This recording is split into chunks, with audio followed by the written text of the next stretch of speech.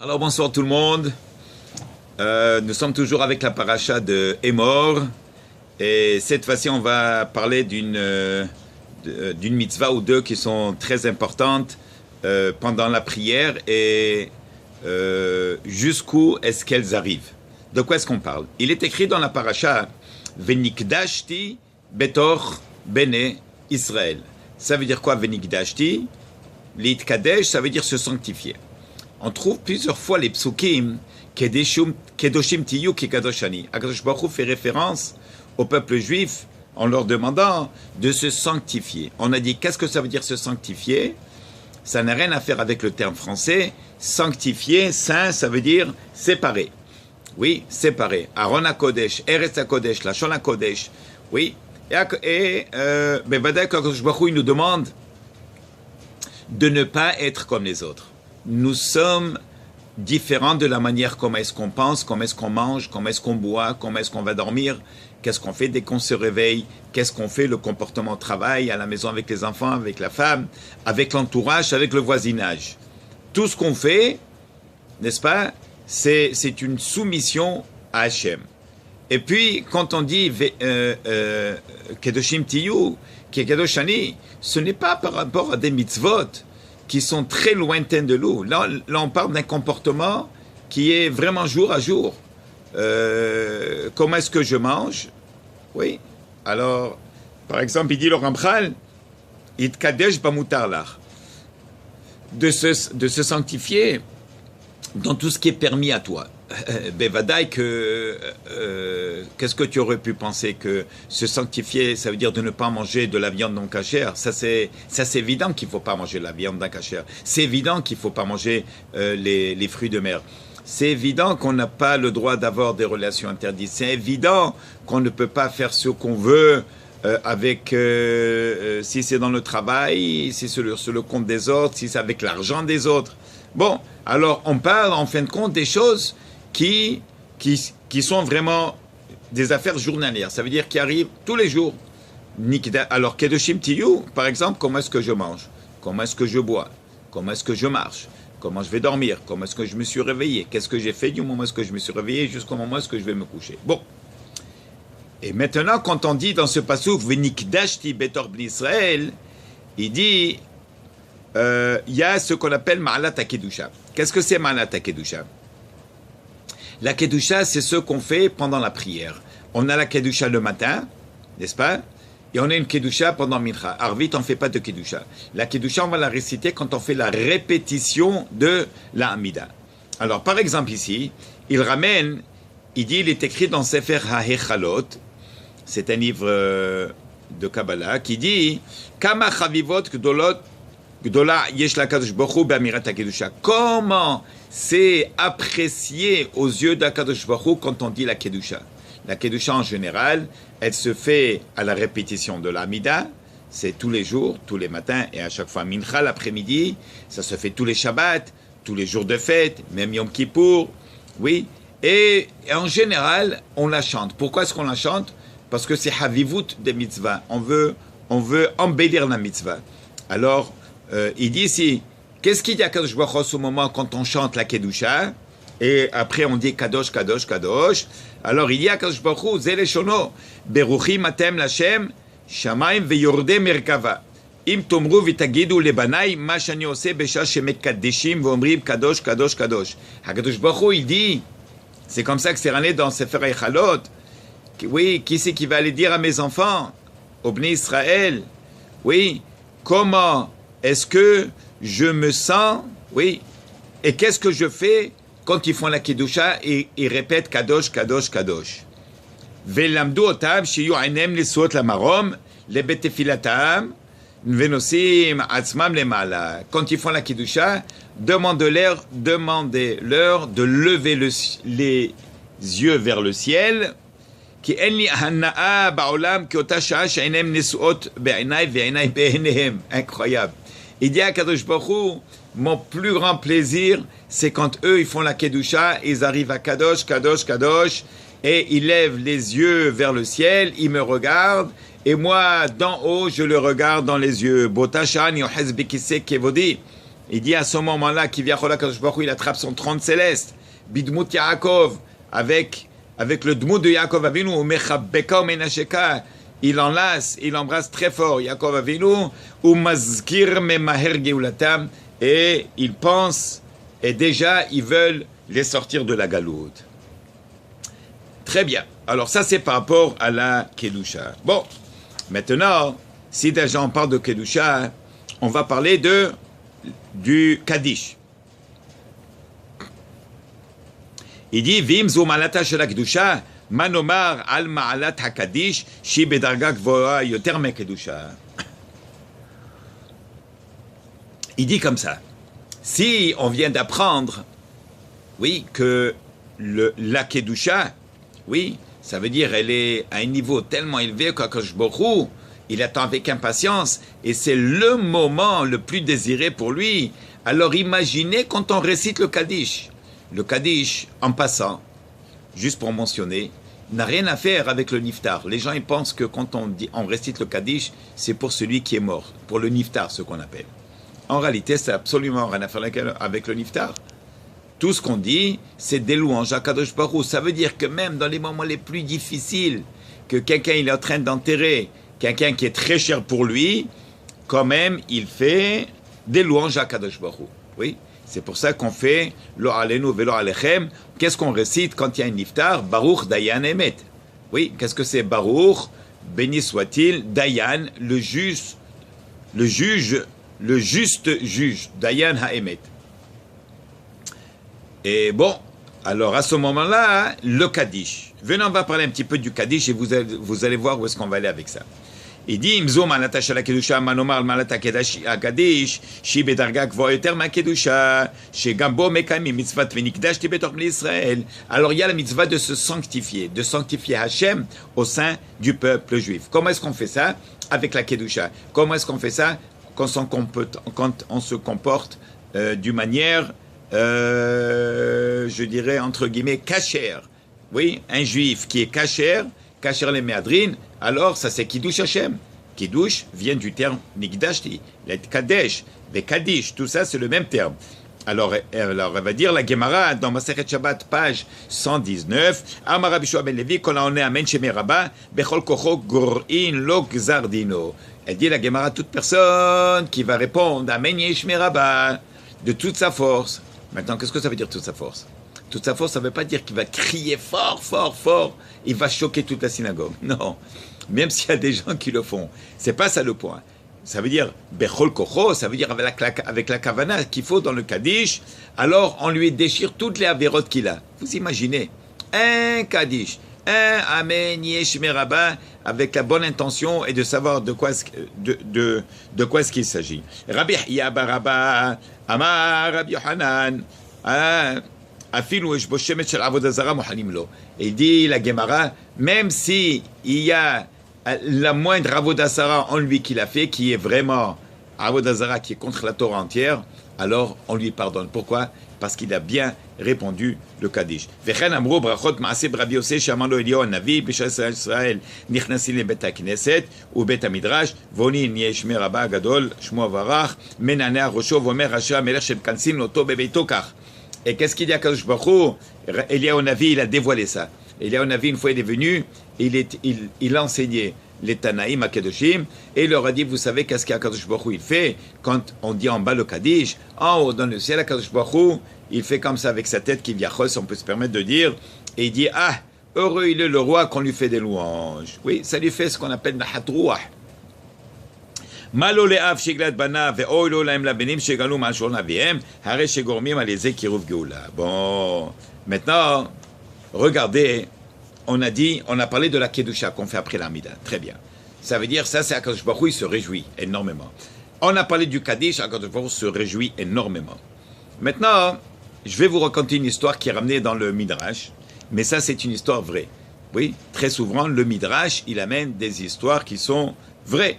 Voici maintenant, ça c'est dans Sefer Ha'ish al-Homa, oui, qui a été écrit à la mémoire de Rabbi Yosef Haim Sonnenfeld, Zecher Tzadik Kadosh Livracha. Alors, et on ramène l'histoire. Voilà, c'est une femme qui était très riche. Oui, elle avait des affaires, et c'est une Hongroise. Tout ça, ça s'est passé, ce qu'on appelle en hébreu Hungaria. Hungaria, c'est, elle, c'est une Hongroise. Et puis, Haïta Noegat Ben Shanim, Rabot la tête des Pam Drouma Haguna l'Eshiva. Elle avait l'habitude toujours d'aller à l'Eshiva et donner de l'argent à l'Eshiva. Pourquoi faire? Pour donner de l'argent, de la tzedaka. Mais pourquoi faire cette tzedaka? Cette tzedaka, elle disait, je veux qu'on récite du Kaddish, je paye pour les Kaddishim, pour les gens qui sont morts et qui n'ont personne qui dit Kaddish pour eux. Ça, c'est une très, très, très grande mitzvah. C'est une grande mitzvah de dire un Kaddish pour un iftar. Mais pour faire des Kaddishim, quand on n'a pas l'obligation de le faire et on a l'intention de le faire sur des personnes qui sont niftar, peut-être quelqu'un qui s'est marié, le pauvre, il n'a jamais eu d'enfant, ou bien qui ne s'est jamais marié, il n'a pas d'enfant pour qu'ils disent Kaddish, ou bien les gens qui sont morts dans pendant l'Holocauste, n'est-ce pas? Et ils n'ont pas eu la chance de se marier. Oui, et peut-être que toute la famille est partie avec eux. Lo aleno et lo alechem. Donc il n'y a même pas un frère qui va dire Kaddish, ou une sœur. Alors qu'est-ce qu'on fait? Alors ça, c'est une grande mitzvah de dire un Kaddish, et on le dit comme ça. Je fais un Kaddish, les Ilun Nishmat, les gens qui sont, les Neshamot, qui sont dans le Shamaim, dans le ciel, qui n'ont personne qui va leur dire Kaddish. Alors je récite un Kaddish, Hakadosh Baruch Hu, toi tu prends le Kaddish et tu le donnes à ceux qui ont besoin. Bon, alors cette femme, c'est ce qu'elle faisait. Elle venait à chaque fois avec un beau montant, elle disait au Rosh Hashanah, voilà, s'il te plaît, choisis des personnes qui sont sincères, que quand ils vont dire Kaddish, ils sont sincères, et voilà, ça c'est pour les Neshamot qui n'ont personne qui peut dire Kaddish pour eux. Bon, un jour, la pauvre dame, elle a perdu son mari. Et alors, étant donné que maintenant elle est seule, elle a essayé de maintenir les affaires, mais c'est extrêmement difficile. Elle n'avait pas la connaissance de ce que son mari avait, et doucement, elle a commencé à tout perdre. Bon, et cette dame, il y avait une chose qui vraiment, elle avait pris à cœur et qui l'a dérangé énormément, c'était le fait qu'elle voulait continuer à donner de l'argent à la yeshiva pour faire des kaddishim. Même si elle avait, même si elle était obligée de vendre des meubles pour avoir de quoi manger, mais elle voulait absolument à tout prix trouver un moyen comment avoir de l'argent pour payer la yeshiva pour continuer à faire les kaddishim. Bon. Qu'est-ce qu'elle fait? Un jour, elle a dit, je vais quand même aller à la yeshiva. N'est-ce pas? Si elle allait par exemple 3 fois par année, oui, alors elle est partie 3 fois par année cette année, et pour l'année prochaine, elle est partie la première fois, comme si elle avait de l'argent, et elle leur a demandé, elle leur a dit, regardez, s'il vous plaît, regardez qu'est-ce qu'on va faire. Je n'ai pas d'argent présentement, mais je vous en supplie, n'arrêtez pas de faire les kaddishim. Continuez, et quand j'aurai les moyens, je vais venir et je vais vous payer ce que je vous dois. Et le Rosh Yeshiva, il était d'accord, quand même. Ça, c'est une dame qui a donné des donations pendant des années. Alors, il dit, oui, ok, il n'y a pas de problème. Et bon, et voilà que en sortant de la Yeshiva, elle est montée en haut, à la Hazara, où est-ce que les femmes prient. Et elle était seule. Elle a prié Hachem, et elle a commencé à pleurer. Elle pleurait, elle n'arrivait pas à se retenir. Et qui c'est qui rentre? Un monsieur, mais un monsieur très spécial. Vraiment, ce qu'on appelle Hadrat Panim Nedira. On voyait sur son visage qu'il était quelqu'un de très spécial.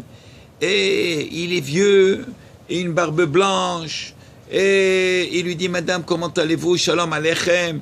Elle lui dit, Shalom Aleichem. Elle était surprise qu'un rabbin comme ça, avec une longue barbe, va s'adresser à elle. Oui. Elle lui dit, oui. Et là, il lui dit, tu sais, Madame, j'aimerais savoir pourquoi vous êtes dans cet état, pourquoi est-ce que vous pleurez? Qu'est-ce qui vous arrive? Qu'est-ce que vous savez? Alors il dit, non, vous savez que je suis là, c'est parce que je dois marier mes filles, et puis j'ai fait une prière à Kadosh Baruch Hu, et puis j'aimerais, j'ai perdu mes affaires, et puis j'aimerais que Hachem il m'aide, que la parnasse elle revienne, parce que j'ai beaucoup d'obligations. Elle n'a rien moissonné pour les Kaddishim. Bon, alors, et la femme, tant qu'elle raconte, elle ne pouvait pas à se retenir, et puis elle pleurait, elle avait le chagrin. Le vieux monsieur lui dit, mais madame, qu'est-ce que ça va vous prendre? Qu'est-ce qu'il vous faut? Combien ça coûte un mariage? Quel est le grand problème? Alors, elle lui dit, non, vous savez, ce n'est pas quelque chose qu'on discute comme ça, je n'ai rien à vous dire, je n'ai rien à vous demander, vous n'avez rien à m'écrire ou bien à me donner, ce n'est pas de votre problème, j'ai mes propres problèmes, et puis c'est tout. Il lui dit, non, non, non, non, je tiens absolument. Et il sort un carnet de chèques, il dit, madame, qu'est-ce que ça coûte? Et oui, et non, et oui, et non, bref, l'histoire, elle est très longue, et elle lance un montant. Et lui, tout de suite, il prend le chèque, il écrit, il lui dit, et elle lui dit, non, non, non, s'il vous plaît, ça c'est cet argent que vous me donnez, c'est un prêt, et attendez, je vais appeler 2 Bachourim. Alors elle amène 2 Bachourim de la Shiva comme témoins, parce qu'elle veut lui rendre son argent à ce monsieur. Très bien. Alors, les témoins, ils sont là, et il écrit le chèque, et elle va tout de suite, elle va à la banque. Oui, il était encore tôt. Elle va à la banque, et bon, alors, elle s'adresse au monsieur devant elle. Elle dit, voilà, s'il vous plaît, j'aimerais encasser ce chèque. Lui regarde le chèque, il dit, bon, je m'excuse, madame, ça va prendre quelques minutes. Oui, je dois rentrer, je dois voir avec le directeur de la banque. Bon, alors, il va, et donc il va voir le directeur de la banque. Le directeur de la banque, il voit, bon, c'est un gros montant, il voit la signature, et qu'est-ce qui se passe? Le monsieur, il tombe raide. Il tombe raide, ça veut dire qu'il s'est évanoui. Il s'est évanoui, et alors on appelle le 911, les ambulances et tout ça, on le met debout. Qu'est-ce qu'il y a? Réveillez-vous. Oui, non, une fois. Alors il se réveille, il regarde encore le chèque, il dit c'est pas possible, boum, il tombe, il s'évanouit une deuxième fois. Et bref, et ça lui arrive plusieurs fois. Et les docteurs l'insonnent, les médecins, et tout le monde demande qu'est-ce qu'il y a, qu'est-ce qui se passe, qu'est-ce qui s'est passé. Et en réalité, une fois qu'il s'est réveillé, une fois qu'on lui a mis le masque avec l'oxygène et tout ça, il dit, oui, qu'est-ce qu'il y a? Et il lui dit, ben, mais qui c'est qui a mis ce chèque? Il dit, voilà, la dame, elle est là, la cliente. Alors il dit, je peux parler avec la dame? Il dit, madame, qui c'est qui vous a donné ce chèque? Il dit, ben, il y a un monsieur qui est venu hier, et il a voulu m'aider, il m'a donné un chèque, est-ce qu'il y a un problème? Et il regarde le chèque, il s'évanouit encore une 4e fois, encore, on le pompe, et on lui donne de l'oxygène, tout ça, il se réveille, et il dit, c'est pas possible, c'est pas possible, c'est pas possible. Une fois qu'il s'est réveillé, il a dit, bon, regardez, je vais vous raconter qu'est-ce que c'est. Il lui dit, ce chèque, oui, il a été signé. La dame a dit que c'est un vieux monsieur qui est venu signer. Et moi, je vous dis que ça, c'est la signature de mon papa. C'est mon papa qui a signé, c'est pas possible. Comment est-ce que c'est possible? Alors il dit, voilà, Hora Menaïl la vie, le fanav et muto diokno chez la vive. Et en plus de ça, le monsieur, le directeur de la banque, il avait le portrait de son père sur son bureau. Il a dit, appelez la dame, qu'elle vienne ici, montrez-lui la photo de mon père. Est-ce que c'est lui le monsieur? Elle lui dit oui. Encore une fois, il tombe la 5e fois et il tombe raide. Et encore une fois, on essaie de le réanimer. Il dit, c'est pas possible, mais son père, il est mort il y a plus que 25 ans de ça. Comment c'est possible qu'hier, il est venu, vous a donné un chèque? Bref, alors qu'est-ce qui s'est avéré? Il dit...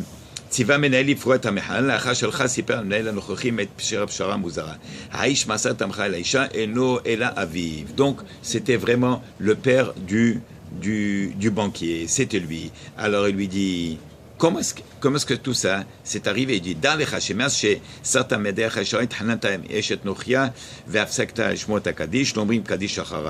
et il dit, bon, alors, comment est-ce que c'est passé? Il dit, la nuit, après qu'il a payé la dame le chèque, son père, il est venu dans le rêve. Il lui a dit, mon fils, tu dois savoir, c'est moi, oui, je suis venu hier, j'ai donné le chèque à la dame. Il dit, c'est pourquoi j'ai donné le chèque à la dame?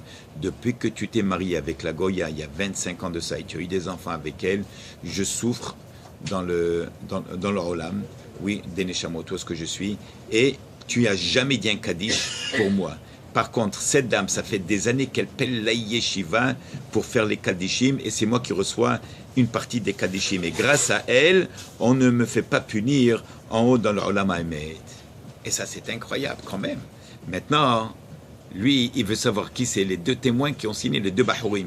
Maintenant, alors il dit, Siyam Morenu Rabbi Yosef Chaim Zunelfeld, il dit, et qui c'était ces deux Bahurim qui ont signé sur le chèque? Il dit, c'était moi-même.